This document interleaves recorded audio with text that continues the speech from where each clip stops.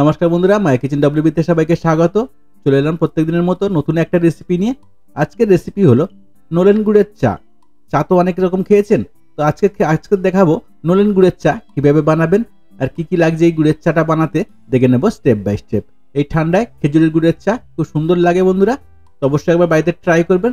তো চলুন দেখে নেব আজকের রেসিপি নলেন গুড়ের চা। তো রেসিপিটা পুরো দেখার অনুরোধ রইল সবাইকে।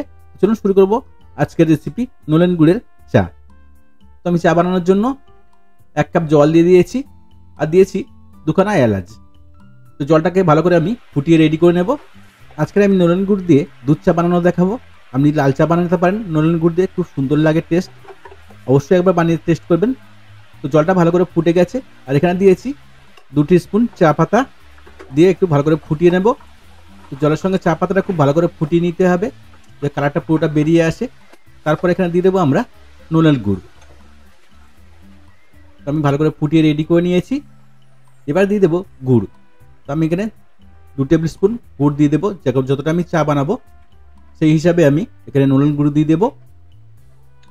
আমি 3 টেবিল স্পুন এখানে নলেন গুড় দিয়েছি।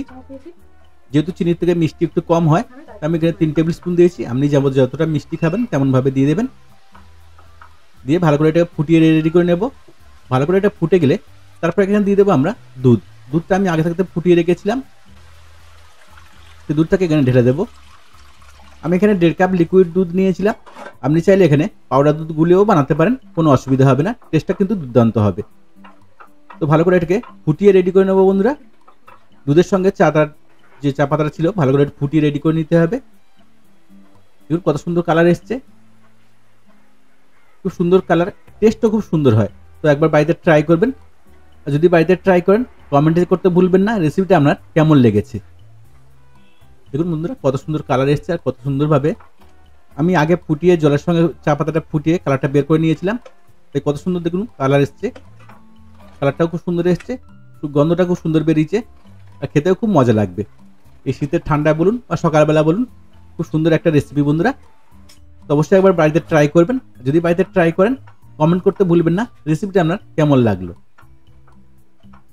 তো ভালো করে এটাকে ফুটিয়ে রেডি করে নেব। নলেন গুড় দিয়ে লাল চা বানিয়েও খেতে পারেন, রং চা যেটা আমরা বলি সেটাও খুব সুন্দর হয়। তো আমি আজকে দুধ চা বানিয়ে দেখিয়েছি। আপনার যেটা পছন্দ, রং চা হোক বা দুধ চা হোক, যদি একবার বানিয়ে খান চায়ের স্বাদটা ভুলতে পারবেন না। তো দেখুন বন্ধুরা আমার চাটা প্রায় রেডি হয়ে গেছে। এবার এটাকে আমি ছেঁকে নেব, চা পাতাটা ছেঁকে নেব। ছেঁকে নিয়ে এটা গরম গরম সার্ভ করবো, বিস্কুটের সাথে হোক বা আপনার যেটা পছন্দ তার সাথে এটাকে সার্ভ করতে পারেন। আর কে কে নলেন গুড় দিয়ে চা খেয়েছেন কমেন্টে জানাবেন।